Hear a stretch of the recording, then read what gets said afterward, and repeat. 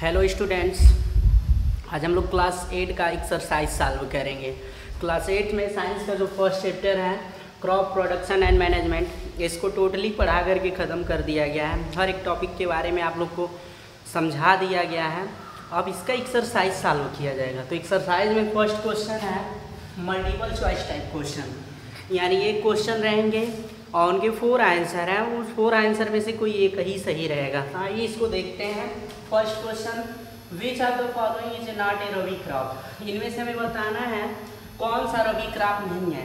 Wheat, rice, P और ग्राम, मतलब गेहूं हो गया, चावल हो गया, चावल कह रहे हैं वही धान या चावल जो भी बोल दिया जाए। पी मीन्स मटर हो गया और ग्राम। इसमें से बताना है कि रबी क्रॉप नहीं है। तो इसमें जो रबी क्रॉप नहीं है वो राइस होगा। क्या होगा? राइस। यहाँ पे राइस वाले पे टिक कर दिया जाएगा, क्योंकि राइस जो है रबी क्रॉप नहीं है। राइस को खरीफ क्रॉप के अंतर्गत क्या किया गया है? रखा गया है। अब हम लोग सेकेंड क्वेश्चन देखेंगे।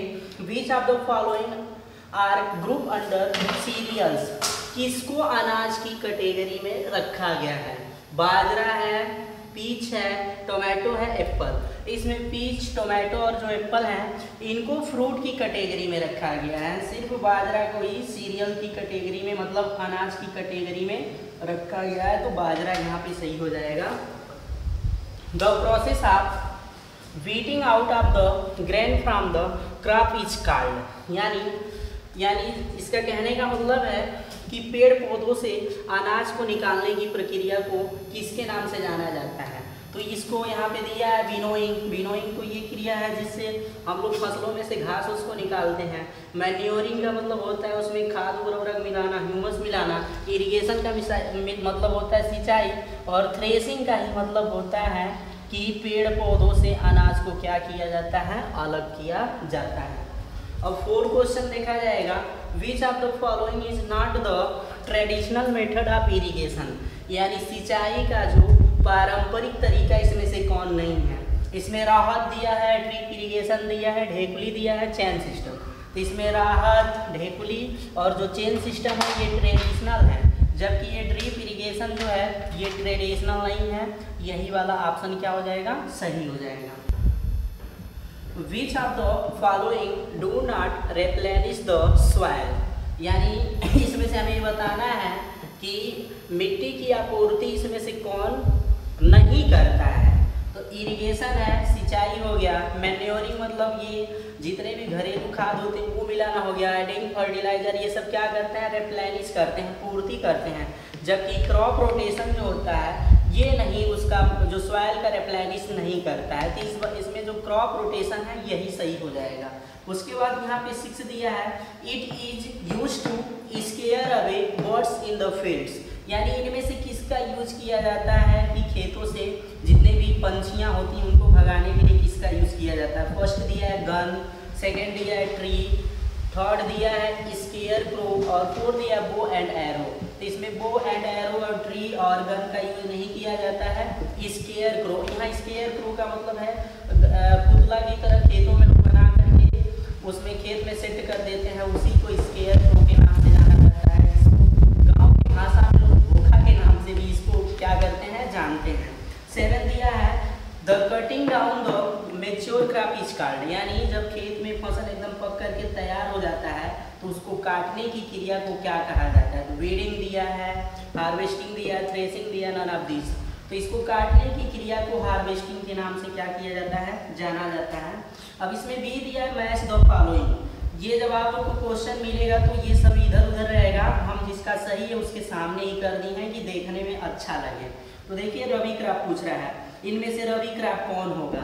तो वीट हो गया, ग्राम हो गया, पी हो गया, यानी गेहूं हो गया, चना हो गया, मटर हो गया, इनको रबी क्रॉप के अंतर्गत रखा गया है। खरीफ क्रॉप बताना है तो राइस हो गया, मैज हो गया, यानी चावल और मक्का, इसको खरीफ क्रॉप के अंतर्गत क्या किया गया है? रखा गया है। और मन्योर में बताना है काउ डक्स, प्लांट वेस्ट, यानी गाय के जो अपशिष्ट निकलते हैं और पेड़ पौधे के जो अपशिष्ट होते हैं इन्हीं को मन्योर के नाम से क्या किया जाता है? जाना जाता है।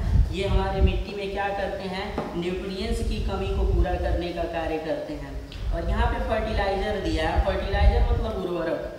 फर्टिलाइजर में मुख्य रूप से यूरिया आता है एंड सुपर फास्फेट, ये सब मुख्य रूप से ये फर्टिलाइजर्स हैं। ये वाला पार्ट देखिए, राइट ट्रू और फॉल्स। इसमें हमें बताना है कि कौन ट्रू है और कौन फॉल्स है। तो इसमें फर्स्ट दिया हुआ है mustard and sunflower all pulses. इसका कहने का मतलब जो सरसों होता है और सूर्यमुखी होता है वो दाल वाले फसलें हैं, तो ये बात तो गलत है, ये फॉल्स हो जाएगा। Mustard and sunflower all pulses ये फॉल्स हो जाएगा, ये नहीं होता है। सेकंड दिया है weeds are unwanted plant that growth with the crops, यानी जो वीड्स होते हैं ये अनचाहे पेड़ पौधे होते हैं जो फसलों के साथ उगते हैं, ये बात सही है, तो ये ट्रू हो जाएगा। सी वाला दिया है soybean and the ground nut are rabi crops, ये भी फॉल्स हो जाएगा क्योंकि सोयाबीन और जो ग्राउंड नट मूंगफली हैं ये खरीफ क्रॉप के अंतर्गत आते हैं, इसलिए फॉल्स हो जाएगा। फोर्थ दिया है seed drill is use to sow seed, यानी सीड ड्रिल एक ऐसा मशीन है जिसके द्वारा हम फसलों को क्या करते हैं, बीजों को बोने का काम किया जाता है, ये ट्रू है क्योंकि इससे बोया जाता है। फिर फिफ्थ दिया है sickle is use to remove weeds, ये गलत है, फॉल्स होगा क्योंकि सीकल का यूज हम लोग वीड्स को रिमूव करने के लिए नहीं करते हैं। फिर सिक्स दिया है grains are stored after drying, यानी हमें अनाजों को इकट्ठा रखने से पहले उनको अच्छे तरीके से सुखा लेना चाहिए, तो ये भी ट्रू होगा क्योंकि अगर सुखा के नहीं रखेंगे तो अनाज खराब हो सकते हैं, तो ये वाला ट्रू होगा। अब डी वाला पार्ट है ओरल क्वेश्चंस, जिसका आंसर हमें एक वर्ड में देना रहता है। What are grains obtain from the crop card, यानी जो हमें फसल ये जो क्रॉप होते हैं, क्रॉप से जो अनाज हमें प्राप्त होते हैं उन्हें क्या कहते हैं, तो उनको हार्वेस्ट के नाम से जाना जाता है, फसल के नाम से जाना जाता है। फिर सेकेंड पूछ रहा है नेम टू रबी क्रॉप्स, हमें टू रबी क्रॉप का नाम बताना है, इसमें वीट और फी मतलब गेहूं और मटर बता देंगे तो इसका काम चल जाएगा। फिर फोर्थ दिया हुआ है, नहीं थर्ड दिया हुआ है which is the most common fertiliser, सबसे मोस्ट कॉमन फर्टिलाइजर्स मतलब उर्वरक कौन कौन है, तो इनको शॉर्ट फॉर्म में NPK बोला जाता है। एन का मतलब नाइट्रोजन, पी का मतलब फास्फोरस और के का मतलब पोटेशियम होता है, ये सबसे मोस्ट कॉमन फर्टिलाइजर्स के अंतर्गत आते हैं। फिर इसमें फोर्थ दिया है what are the 3 natural sources of irrigation, सिंचाई की प्रकृति के 3 साधन कौन है, प्राकृतिक 3 साधनों का नाम बताना है, तो ये रिवर हो जाएगा, डैम हो जाएगा और कैनल, ये नेचुरल रिसोर्सेज हैं जिसके द्वारा इरिगेशन का काम, सिंचाई का काम किया जाता है। फिर फिफ्थ दिया है name two implement use to remove weeds, यानी जो फसल होते हैं उनमें से अनचाहे पेड़ पौधे जो होते हैं, जो घास होते हैं, वीड्स होते हैं, उनको निकालने के लिए कौन कौन से दो इम्प्लीमेंट्स मतलब मशीनों का यूज किया जाता है। तो फर्स्ट इसमें ट्रोवेल होता है और दूसरा हैरो, इनके द्वारा क्या किया जाता है, जो अनचाहे घास फूस होते हैं उनको निकाला जाता है। अब ई वाला पार्ट दिया है arrange the following agriculture practice in A proper sequence, जैसे इसको हमने जानबूझ के आंसर ही बना दिया, पूरे सीक्वेंस में लिख दिए हैं पहले से ही, जबकि ये आप लोग को जब क्वेश्चन मिलेगा तो इसका सीक्वेंस ऐसा नहीं रहेगा, इधर उधर रहेगा, लेकिन उसको सीक्वेंस में रखने के लिए समझ लीजिए आप लोग कैसे सीक्वेंस में रखा जाएगा।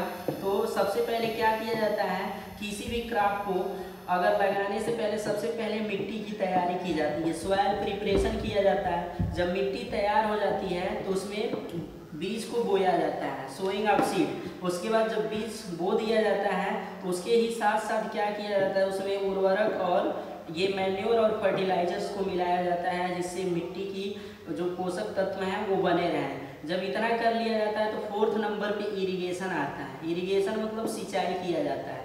और फिफ्थ नंबर पे आता है प्रोटेक्टिंग फ्रॉम वीड्स, जो उसमें से अनचाहे घास होते हैं उनसे फसलों को बचाया जाता है। और सिक्स नंबर पे हार्वेस्टिंग आता है, हार्वेस्टिंग मतलब जब फसल पक कर के तैयार हो जाते हैं उसको काटा जाता है, उसको हार्वेस्टिंग बोला जाता है।